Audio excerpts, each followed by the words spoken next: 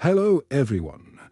Welcome to Tales of Light. What if the pain inside you is not punishment, but a key? What if every wound is trying to open a door you were too afraid to touch? Stay with me. This boy's small heartbreak will ask one big question and change everything.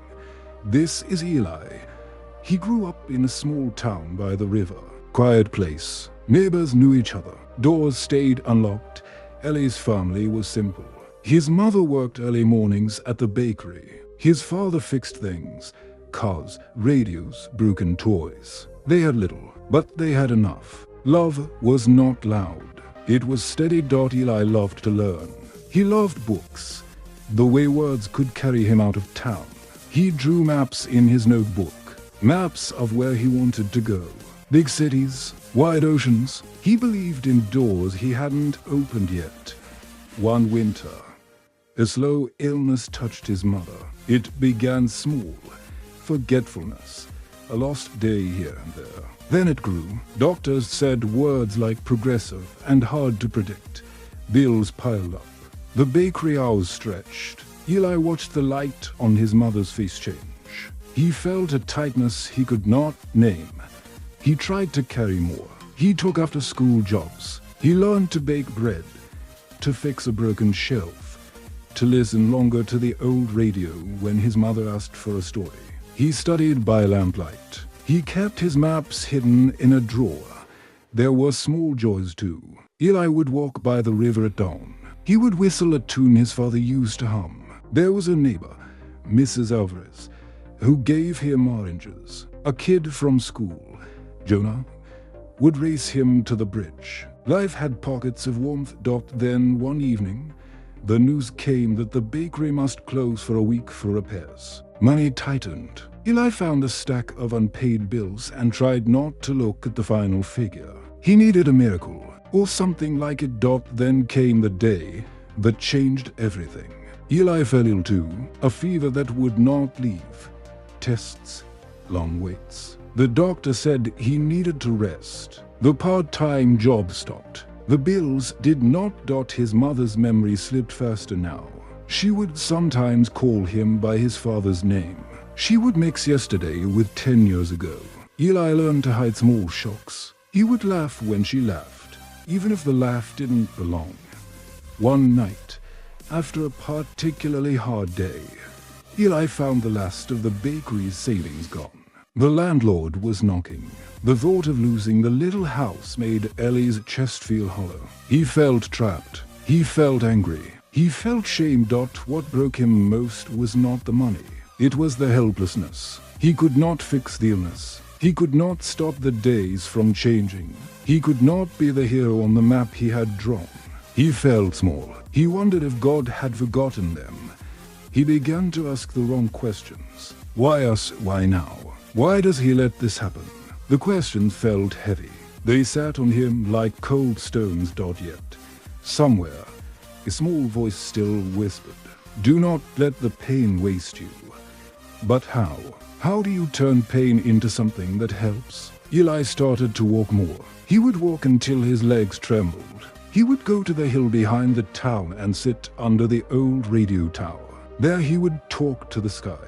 He would ask for strength. He would ask for one sign. The sky gave only wind. And then he found a letter he had once written to himself on the back of a pizza box years earlier.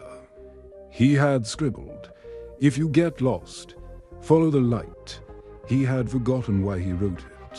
Now the words felt like a map. One morning, Eli woke with a plan. Not a grand plan, a small, stubborn plan. He would not wait for a miracle. He would make one. He started by walking to the clinics in the next town. He asked for work. He offered to run errands. He volunteered to sweep floors for a day's pay. He did what he could. He found that people saw effort. They noticed the steady hands, the honest eyes. Small kindnesses returned to him. But the biggest turn came from an unexpected place. At the clinic, there was a woman named Pastor May. She was quiet. She had a laugh that sounded like bells. She ran a small group that met on Saturdays to sew and talk. One of the volunteers had quit. They needed someone to teach a simple class, life skills for teens. Eli offered. He started teaching the teens how to fix broken radios, how to mend clothes, how to read the writing on old things and make use of them. He taught them to draw simple maps. He taught them to listen. At first, it was just to fill time. Then he saw faces change. One teen, Maya, had once been angry at the world. Eli listened to her. He let her age sit in the room without judgment. She began to trust him. She began to bring her friends. The group grew. The clinic used the group to raise small donations. The town began to notice Eli kept working. He baked bread for the clinic's morning breakfasts. He fixed radios for neighbors for small payments. He walked his mother to the park and read a book aloud when she forgot the date. The money came slowly. It did not erase the illness, but it bought time. It bought care. Then one day, a letter arrived. A scholarship from a foundation in the city. They had heard of his classes. They liked how he taught. The scholarship would help pay for trade school. It would help him learn to fix things in a bigger way. A door opened. Eli felt everything at once. Relief, guilt, joy.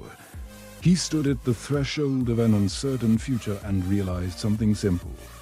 Pain had pushed him to become creative, to serve, to reach out. If he had not been pressed, perhaps he would have waited too long. In the heat of that moment, standing in the clinic's courtyard, he cried, quietly.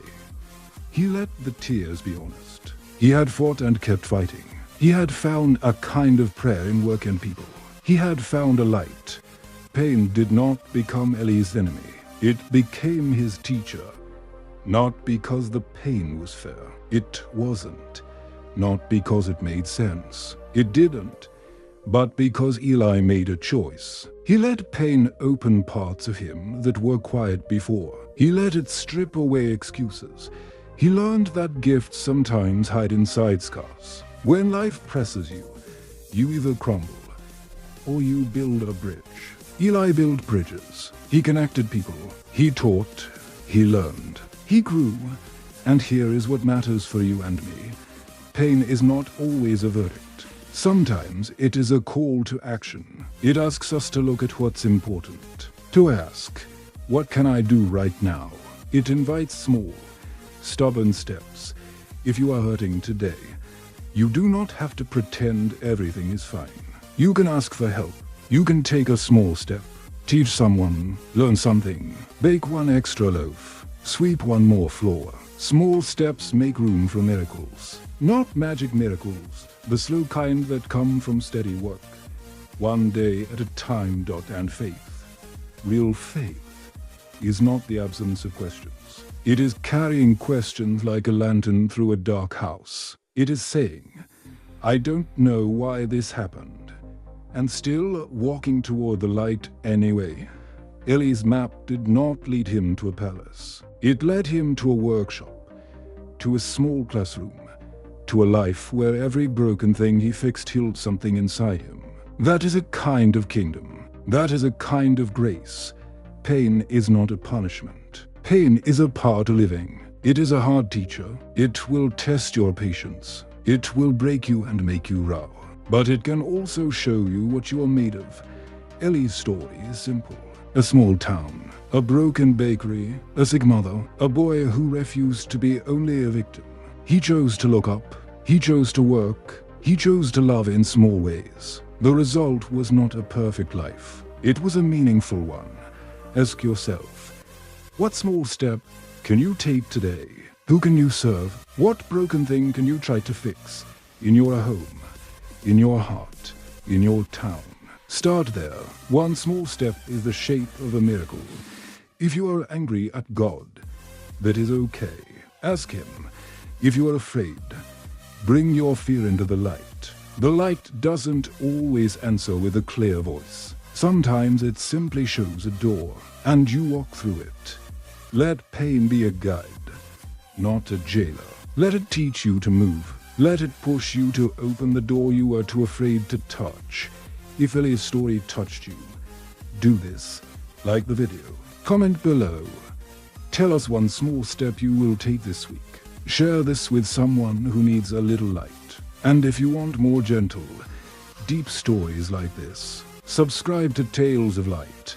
When you subscribe, you help a story find its way to someone who might be sitting under their own radio tower tonight, waiting for one small light. Be that light, be steady, be kind. Thank you for listening. I'll see you in the next story.